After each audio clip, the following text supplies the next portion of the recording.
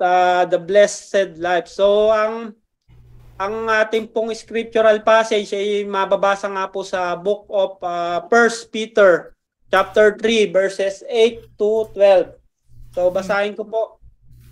So ang sabi po diyan, finally, all of you have unity of mind, sympathy, brotherly love, a tender heart, and a humble mind.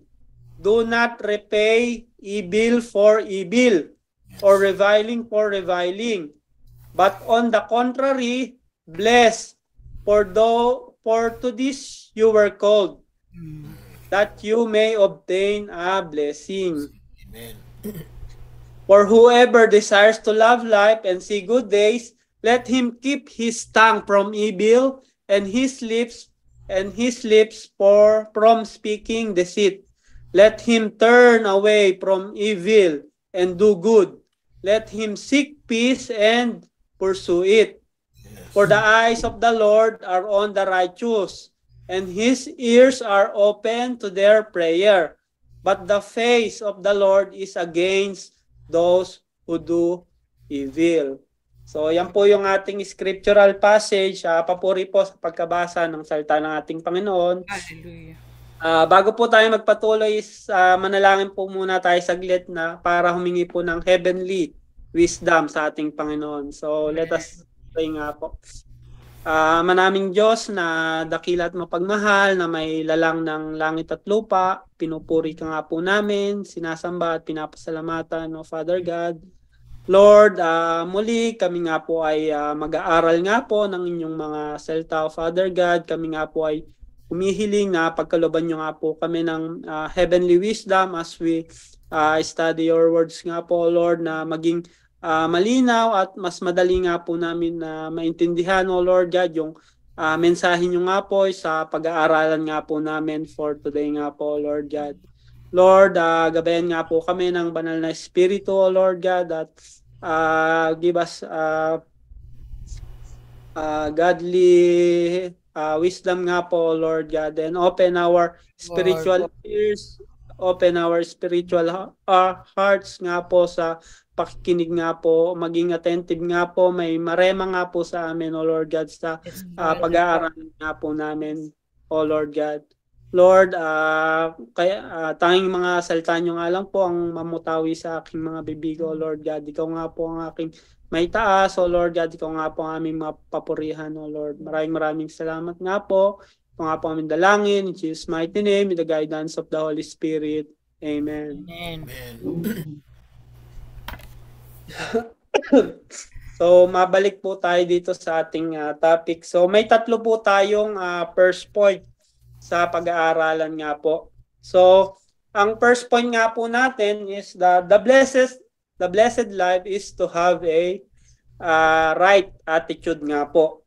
So, ang sabi nga po dyan ni Peter, so finally all of you have unity of mind, sympathy, brotherly love, a tender heart, and a humble mind. Amen. Yes. So, kailangan nga po sa ating mga buhay ang right attitude nga po. At isa nga po sa right attitude dan, sabi nga po yung first is unity of mind. So meaning po as a body of Christ, so napakahalaga nga po nitong word na unity. So unity po means as a church and the part of the body of Christ, we are having the same mind nga po of Christ. So katulad nga po ng humbleness, willing to serve to others, humility, being full of love. So as a body of Christ nga po, di ba, may kanya-kanya po tayong different roles and functions sa body of Christ. But then we must be united in one accord, in one spirit nga po. So kung matatandaan nga po natin yung pag-aralan natin noon about sa body of Christ, we are part of the body of Christ with different roles and function. And we are united because our head is our Lord Jesus Christ. So ganun po, magkaroon po tayo ng unity of mind. So kapag ang church nga po ay may unity in mind. So any trials, any persecution nga po is kayang-kaya nga po natin ma-overcome dahil meron po tayong right attitude, which is yung mind of Christ nga po, na lahat po ng members kapag may ganitong attitude ay magkakaroon po talaga ng peace and harmony ang body of Christ. Yun nga po, we are still work in progress nga po. So mahirap po talaga ipamuhay ito, di ba? Kung iisipin po natin. But then, makakaya po natin ito if we will think less of ourselves and more like Christ nga po. And we will think for others nga po. So kagaya nga lang po ng ating Panginoong Yesus na naging servant to others nga po siya.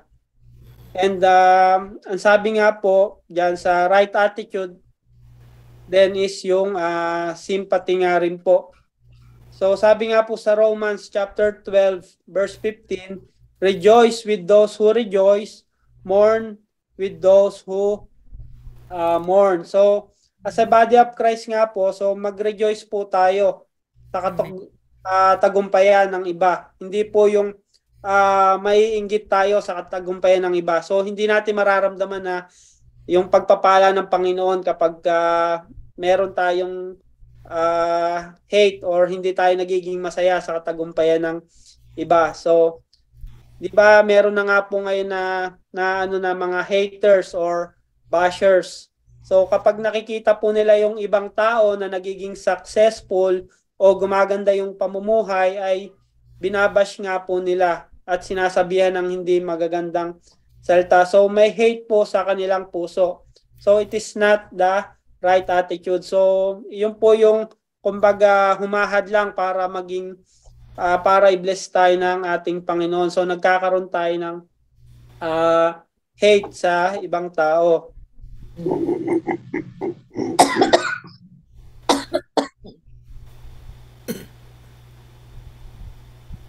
So, we must rejoice nga po with those who rejoice. So, alisin po natin yung hate o jealousy sa ating mga puso dahil hindi nga po ito galing sa ating Panginoon at maging masaya nga po tayo para sa ating kapwa.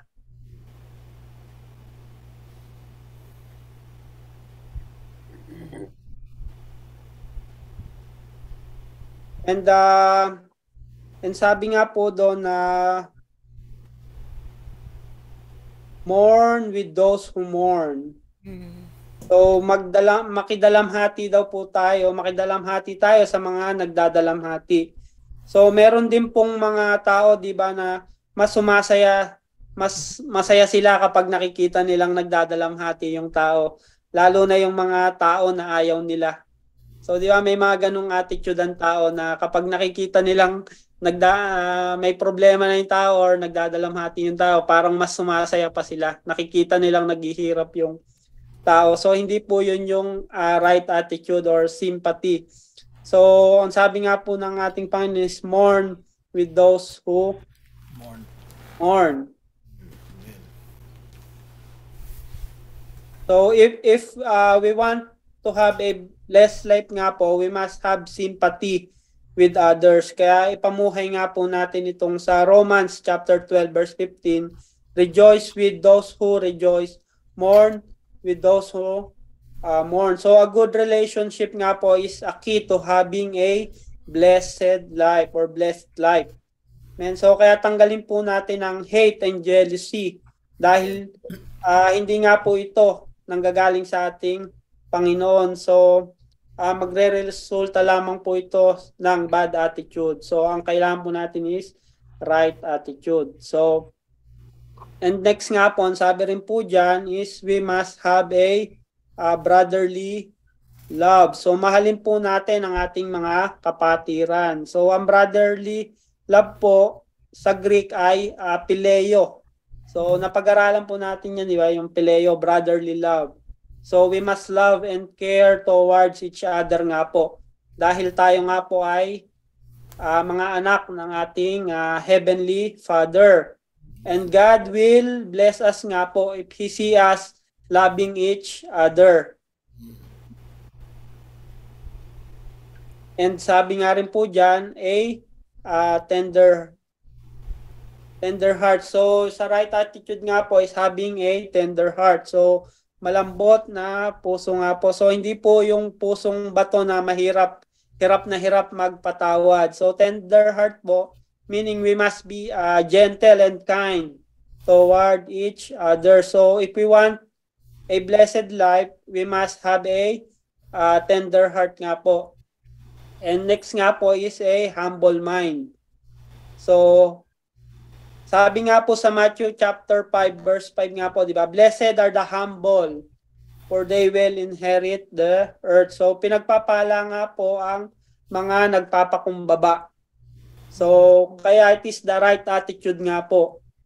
Dahil ang ating Panginoong Hesus nga po, di ba, siya mismo ang ating tinutularan sa pagiging humble. So, he humble himself nga po. So, nagkatawang tao nga po siya upang tayo nga po ay upang ma-experience niya rin po kung paano nga po mamuhay dito na mundo at naging servant to others nga po siya.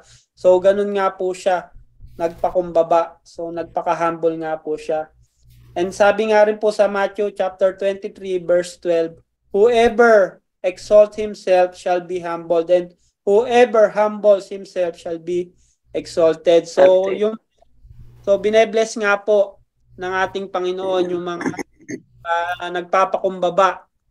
So, kaya tayo nga po is magkaroon nga po ng ganitong attitude, tayo nga po ay be-bless ng ating Panginoon. So, unity in mind as church. So, we need to have sympathy with others, brotherly love, a tender heart, and a humble mind. So, yan po yung mga right attitude.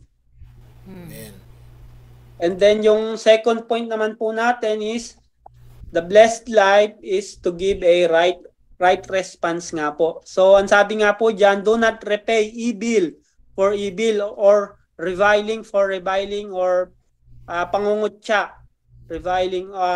But on the contrary, bless, for this you were called. So, tinawag nga po tayo para mag-bless that you may obtain. So, makakapag-obtain rin po tayo ng blessing nga po from our Lord. So, sabi nga po dyan, sa ating nga pong wika, huwag niyong gantihan ng masama ang gumagawa sa inyo ng masama. Huwag ninyong alipustahin ang umaalipusta sa inyo. Sa halip, gantihan nyo sila ng pagpapala sapagkat tinawag kayo upang gawin ito, upang kayo ay magmana ng pagpapala. So, ito nga po yung right response natin. So, yun nga po, kung isipin po natin talagang mahirap nga po yan gawin, di ba? Na kadalasan talaga sa ating mga tao kapag ginawan tayo ng hindi maganda, ang response po talaga natin is bumawi or maghigante ng mas worse pa doon sa ginawa nila sa atin. So, yun po yung agad na kumbaga response nating mga tao na ginawan mo ako nito, mas gagantihan kita ng mas malala pa. So, kapag yun nga, lalo na kapag nakakaramdam tayo ng inalipusta tayo or minaliit ang ating pagkatao, di ba? Ang nasa isip natin, hindi pwedeng hindi kita gagantihan or hindi pwedeng hindi tayo gaganti. So, for example nga lang po, di ba, sa parking lot, nag-aantay ka, tapos doon nag-aantay ka, tapos may aalis na doon sa parking, tapos nauna kang naghihintay pero biglang may pumasok, di ba, at sumingit. So ang response agad natin, di ba, or may isip agad natin is parang i-curse natin yung tao or parang gusto mo nang sirain yung sasakyan niya dahil inunahan ka sa parking na ikaw yung unang naghihintay. So, ganun agad yung nagiging response po natin, di ba? Na kapag ginawan tayo ng hindi maganda is talagang babawi rin tayo ng hindi maganda. Ito nga po yung tinuturo nga po ng Panginoon sa atin dito na we must response nga po kagaya ng ating Panginoong Hesus. So ganito po yung response ng ating Panginoon, di ba? Alam naman po natin na our Lord Jesus Christ suffered nga po. So pinahirapan po siya, sinaktan po siya, ngunit ang kanyang response nga po, di ba, ay pagpapatawad. Yun po yung naging response ng ating Panginoon sa kabila ng na-experience niya nga po, di ba?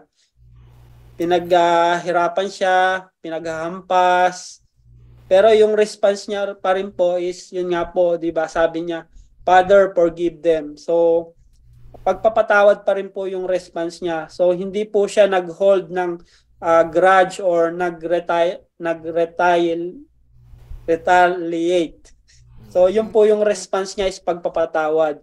So, pinakita niya nga po sa atin yung right response na do not repay evil for evil or reviling for reviling or pangalipusta.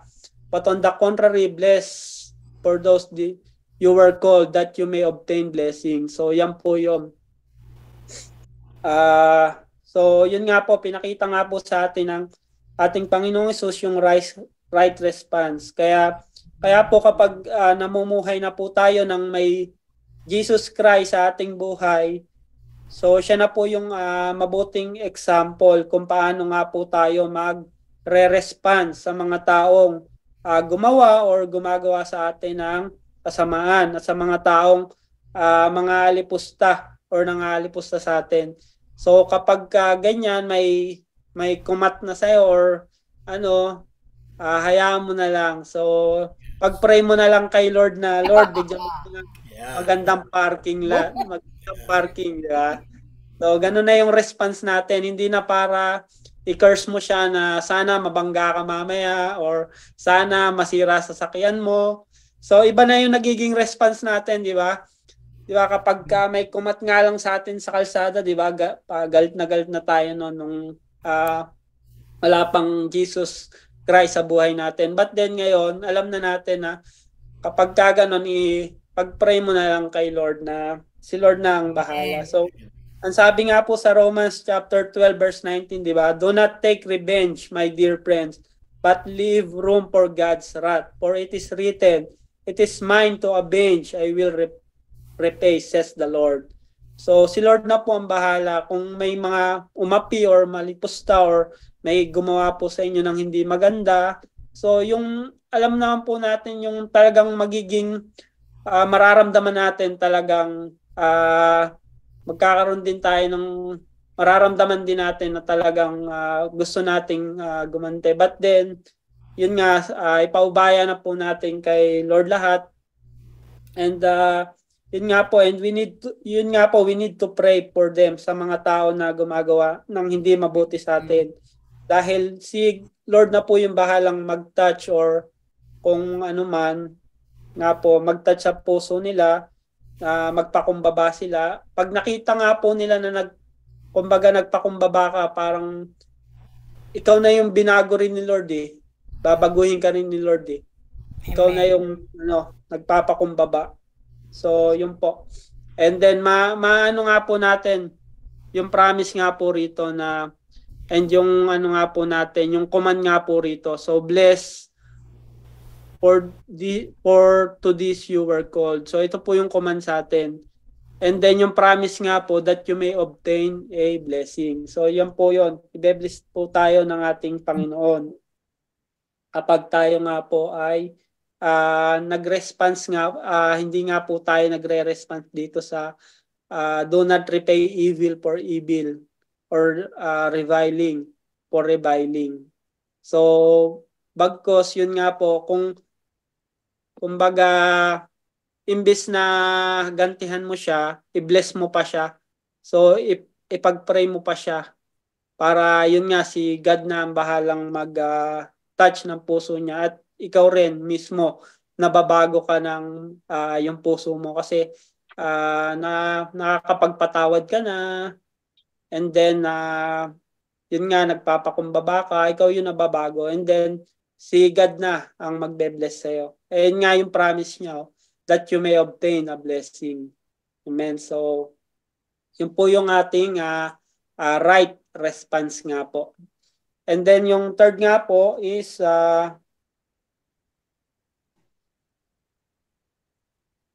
Yun po, the blessed life is from the right standard. So, ang sabi nga po dyan, for whoever desires to love life and see good days, let him keep his tongue from evil and his lips from speaking deceit.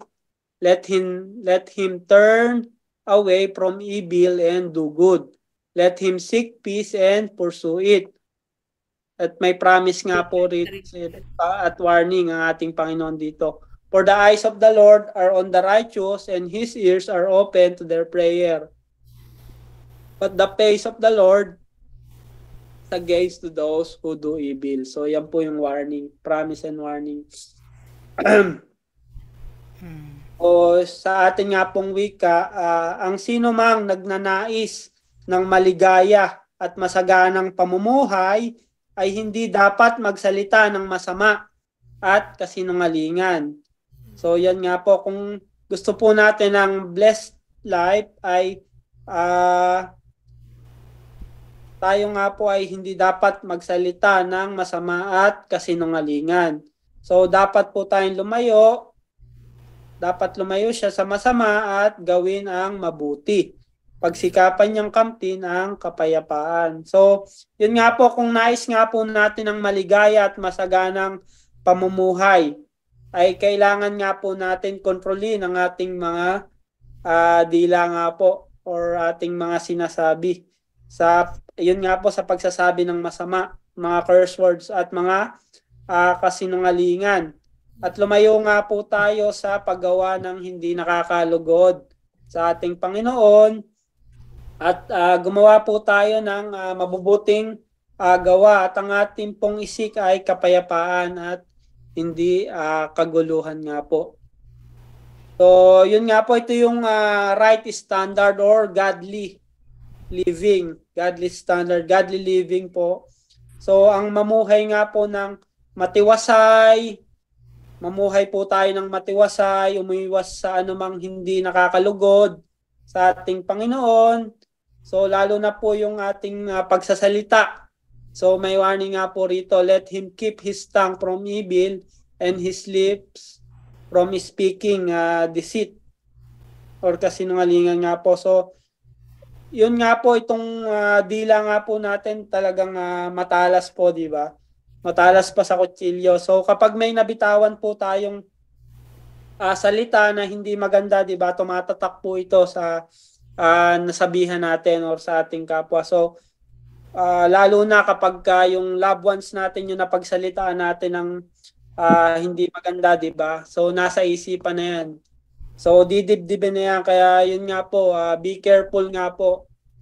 So, yun nga po yung warning dito. So, be careful nga po from words na bibitawan nga po natin. Dahil, ito nga po ay talagang tumatatak. So, sa isipan ang nasabihan nga po natin. So, kaya nga po ngayon, mabubuting words na lang po ang lalabas sa ating bibig. So, word of encouragement nga po ang lalabas na sa ating mga bibig. So, hindi na nga po yung evil words na lalabas sa atin, kundi mga encouragement words na nga po. Yun nga po, kung may nasabihan man tayo noon, o recently ng yun nga po hindi maganda, so we need to humble ourselves at humingi nga po tayo ng kapatawaran sa mga nasabihan or nasambit natin na hindi maganda. At yun nga po, magkakaroon nga po tayo ng peace o kapayapaan nga po na binibigay nga po ng Panginoon. So mas gagaan po yung pakiramdam natin, di ba, kapag wala po tayong kasamaan ng loob. So kung may mga loved ones po tayo na nasabihan natin ng hindi maganda or na natin, na pagsabihan ng hindi maganda, so yun nga po, we need to humble ourselves nga po at humingi tayo ng kapatawaran din sa mga nasabi natin. At si Lord na nga po magbibigay ng peace or kapayapaan sa atin. At mas magaan talaga ang buhay kapag wala kang kaalitan. So, mas may peace of mind ka kumbaga kapag wala kang kaalitan or kaaway. Yung promise nga dito ng ating Panginoon, so for the eyes of the Lord are on the righteous and his ears are open to their prayer. So yun nga po, kaya piliin nga po natin ang paggawa ng kabutihan at isabuhay nga po natin yung mga kautusan at katuruan nga po dahil yun nga po nakikita nga po tayo ng ating Panginoon. At yun nga po, and his ears are open to their prayer at ang ating mga panalangin nga po ay kanyang didinggin. And then yung warning nga po rito, but the face of the Lord is against those who do evil. At sa mga gumagawa nga po ng kasamaan, ng ating Panginoon nga po ay against nga po sa kanila. Kaya a blessed life nga po is yung godly living nga po. So hindi lang material things, kaya nasasabi natin na blessed tayo.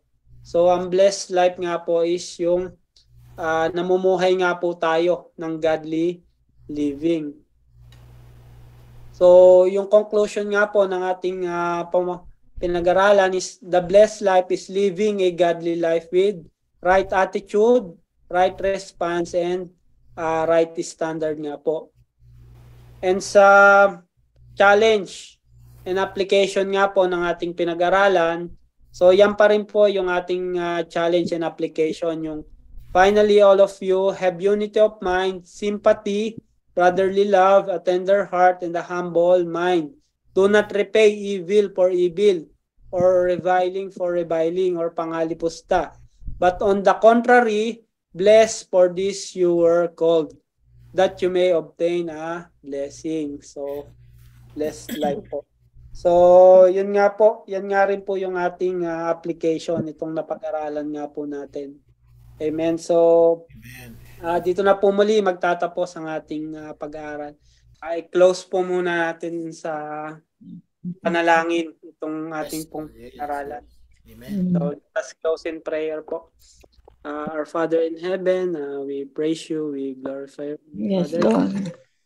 Lord, maraming salamat nga po muli, O Lord, yung mga salita po namin, O Lord God. Lord, maraming salamat nga po, Lord God, sa natutunan nga po namin, and gabayan nyo nga po kami na, Lord, may pamuhay nga po na natutunan nga po namin, O Lord God, about sa the blessed life nga po, Lord God, na Lord, kayo nga po ang patuloy na nagpapala nga po, Lord.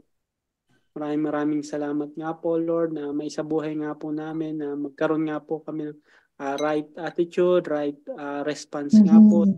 Yes, Lord. Right standard, your godly standard nga po, Lord God. Lord, maraming salamat nga po, Lord God, na sa mga kapamilya, O Lord God, na nakapakinig nga po at patuloy nga po na nag-a-attend nga po dito sa aming prayer meeting and Bible study, O Lord. Lord, gabayan nyo nga po ang bawat isa, O Lord God. I-bless nyo nga po kami sa patuloy nyo nga po kami i-bless sa aming pang-araw-araw na pamumuhay nga po. And maraming salamat nga rin po sa pagpo-provide ng aming everyday needs, O Lord. Needs nga po spiritually, O Lord, needs financially, O Lord, and sa physical health nga po, O Lord God. Maraming salamat nga po, O Lord God. Lord, ito nga po aming dalangin, in Jesus' mighty name, in the guidance of the Holy Spirit. Amen.